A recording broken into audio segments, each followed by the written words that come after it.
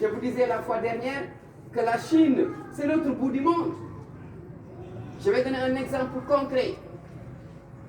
Il fut des années avant que la technologie n'arrive chez nous.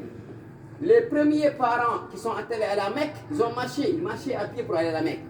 Ils faisaient 7 ans sur le trajet pour aller à la Mecque.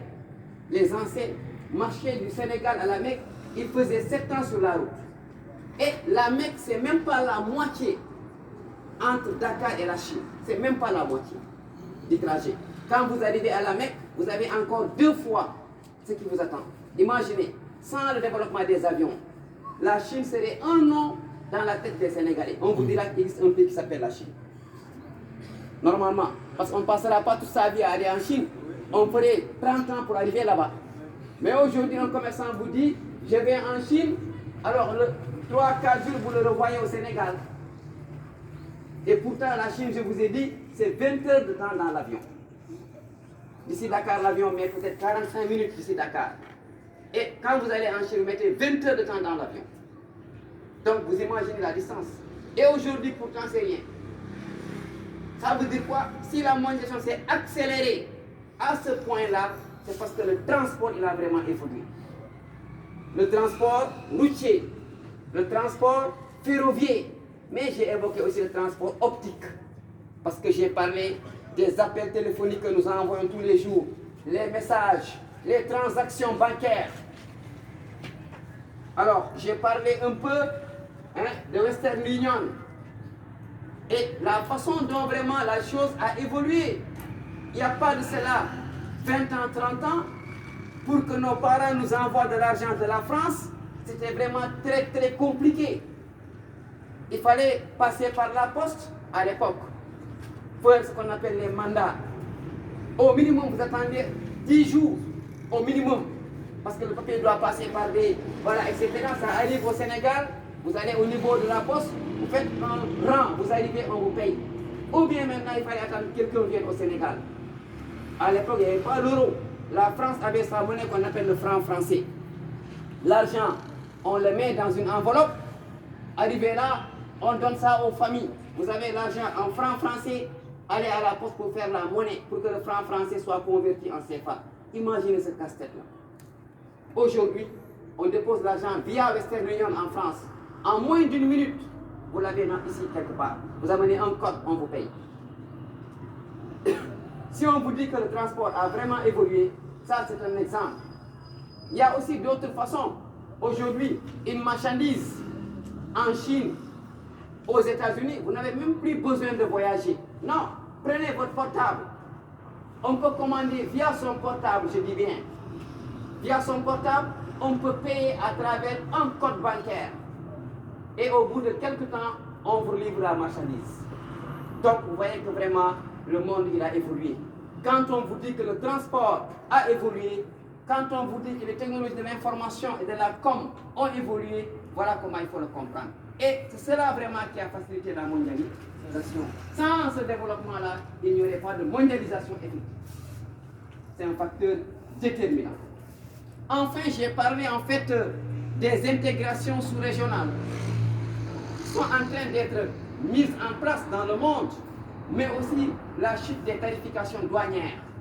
Parce que les tarifications douanières bloquent carrément la mondialisation. Exemple, regardez la sous-région ouest-africaine, Sénégal, Mali, Guinée, Gambie. Pourquoi ici le commerce n'est pas très dynamique? C'est les douanes. Aujourd'hui, allez en Gambie, achetez un produit. Arrivé à la frontière, on vous demande de payer des douanes.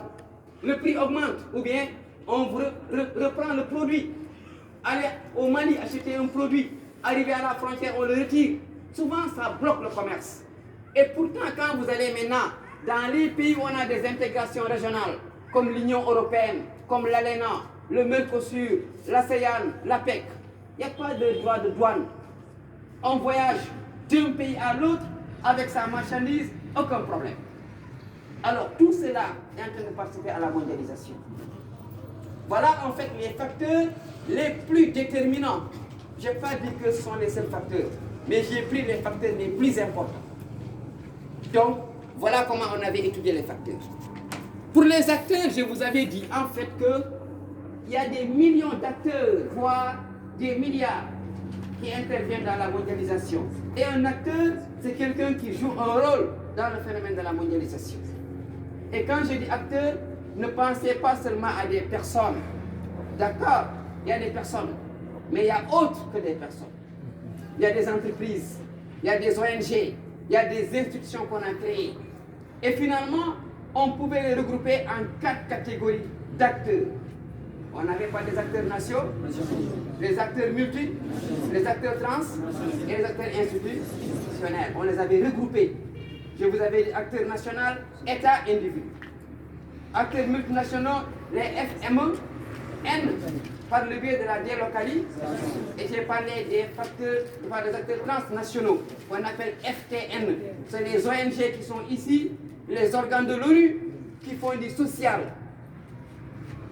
Et enfin, j'ai parlé des institutions, l'OMC, alors le FMI et la Banque mondiale. Donc voilà ce qui intervient dans la mondialisation. Je vous ai dit que vous et moi sommes acteurs, parce que soit nous sommes clients ou nous sommes commerçants. Alors, après avoir étudié les acteurs, j'ai évoqué les lieux. Je vous avais dit que, alors les lieux, c'est l'espace économique mondial. Et je vous avais dit que c'est un espace organisé, un espace hiérarchisé, mais un espace hétérogène. Parce que les différents pays n'ont pas le même poids en termes économiques. Les différents espaces n'ont pas le même poids économique.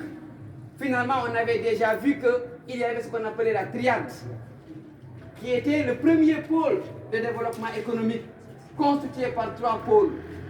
Amérique du Nord, États-Unis, Canada, les 6 pays de l'Union européenne et le Japon dans l'Asie-Pacifique.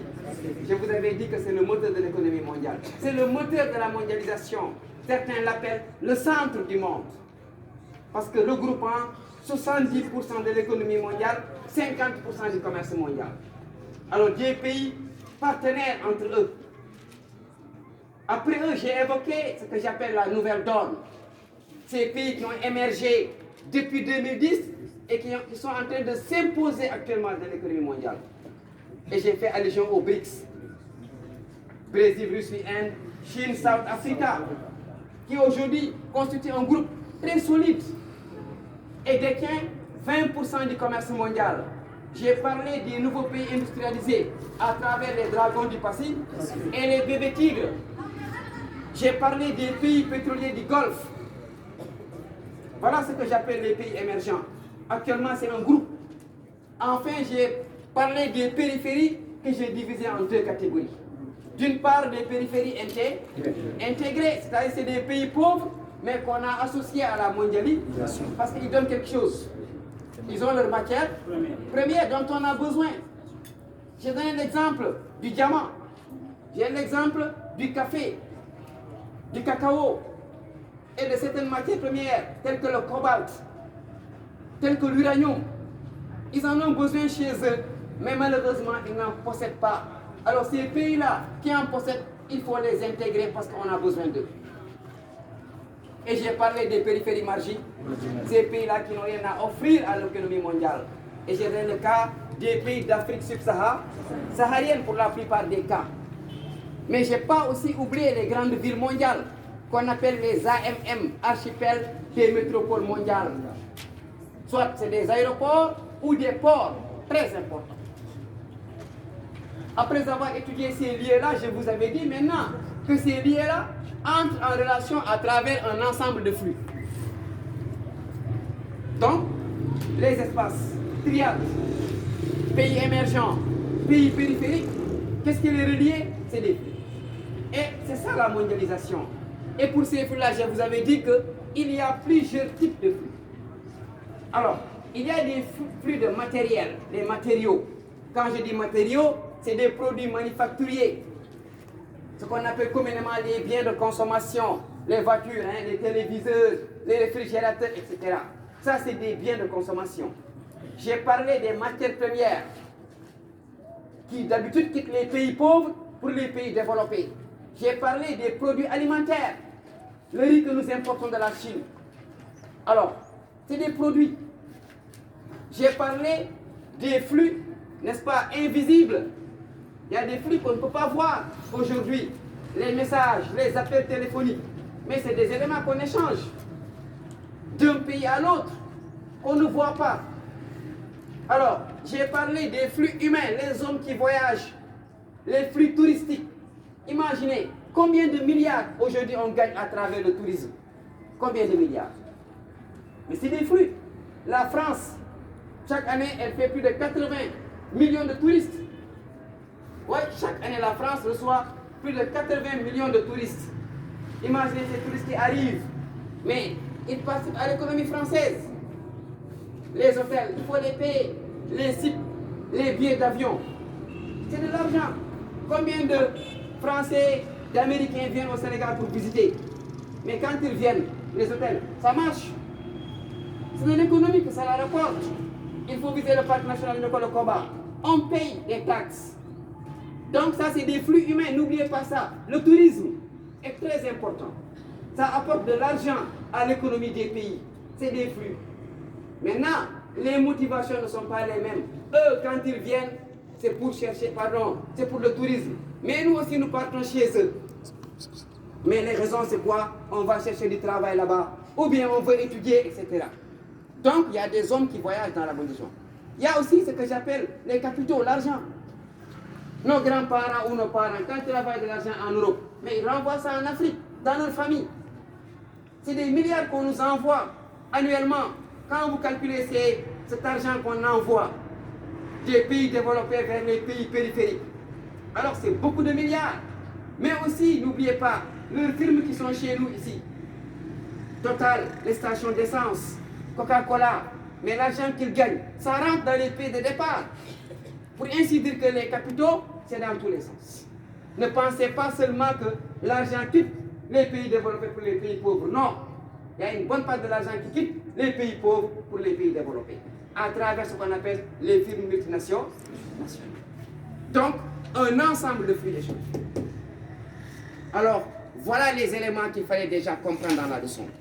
Facteurs, acteurs, lieux, flux. Une fois que c'est compris maintenant, on passe aux avantages et aux problèmes. Alors là, je ne serai pas trop bavard parce que nous vivons la mondialisation. Il suffit que chacun regarde autour de lui.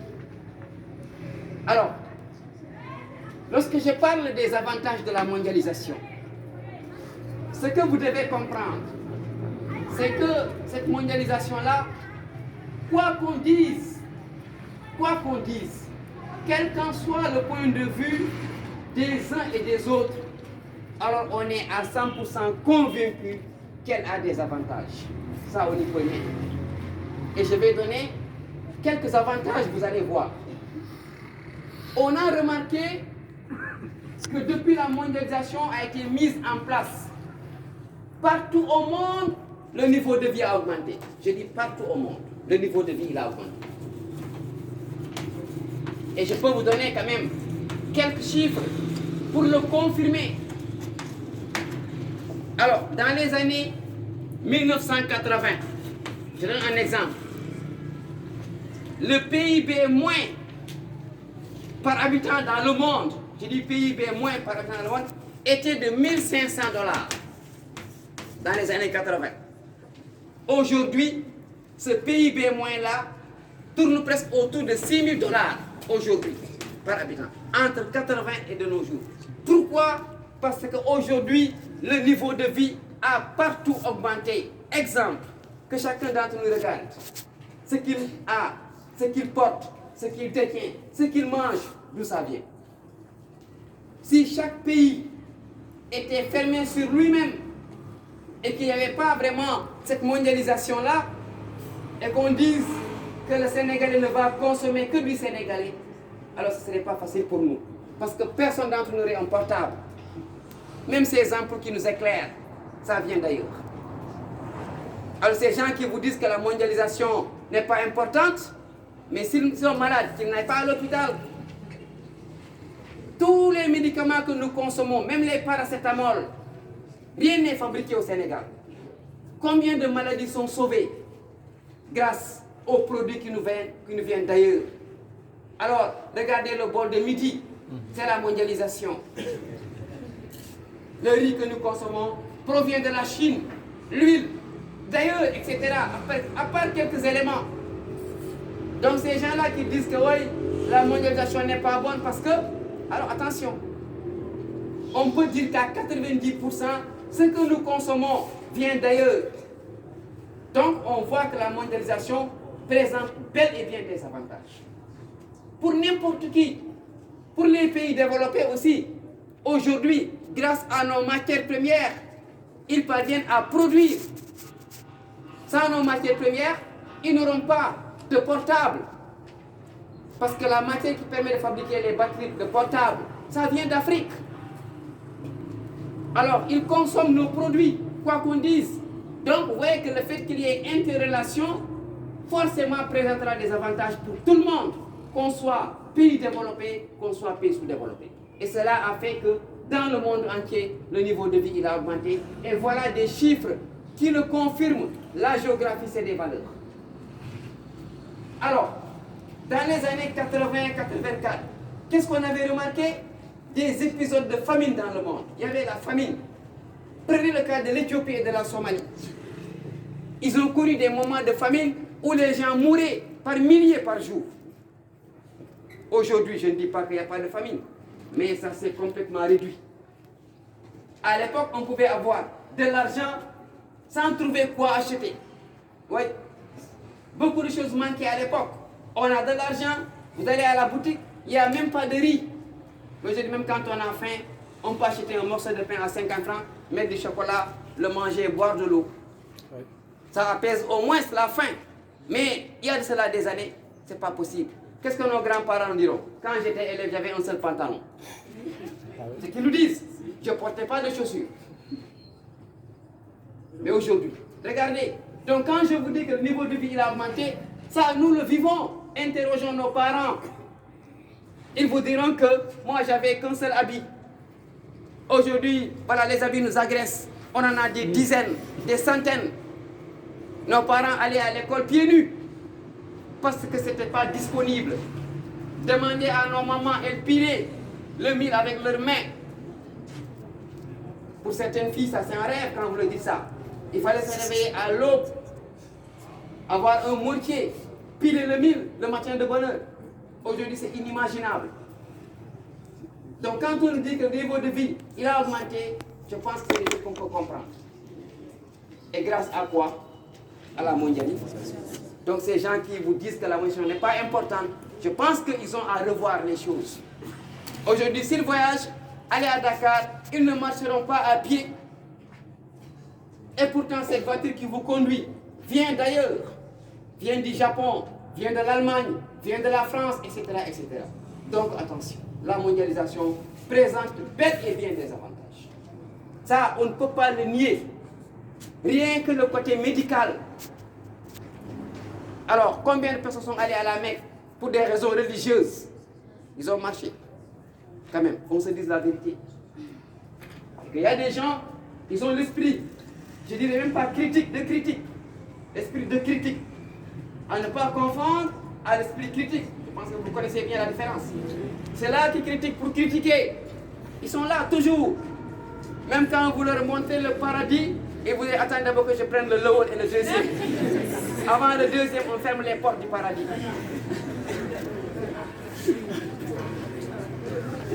C'est un exemple. Donc, il existe. Parce que vous allez voir à la fin que la mondialisation aujourd'hui, c'est un débat. Ça pose un grand débat. Alors, voilà en résumé ce qu'on peut dire comme avantage. Il y en a d'autres, hein, mais on a pris les avantages les plus marquants. C'est l'augmentation du niveau de la vie. Partout dans le monde, l'élimination de la famine, etc. Hein, les organes comme l'OMC, lutte contre les maladies, l'UNESCO, l'UNICEF, c'est la mondialisation. On a accès aux biens, aux produits qui nous viennent d'ailleurs, eux aussi, sans oublier le chômage.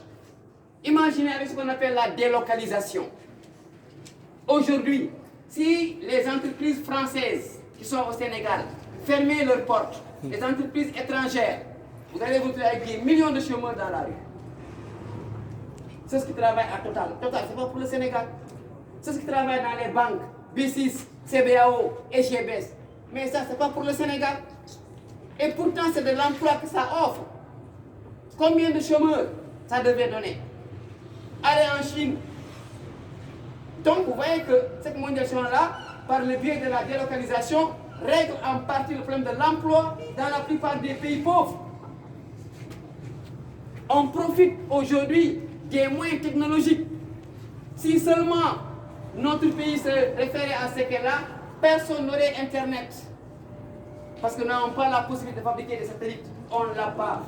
Mais grâce au moyen de la mondialisation, on se connecte. Oui, on utilise la mondialisation pour pouvoir vraiment aujourd'hui s'épanouir. On a des chaînes de télévision qu'on suit partout dans le monde.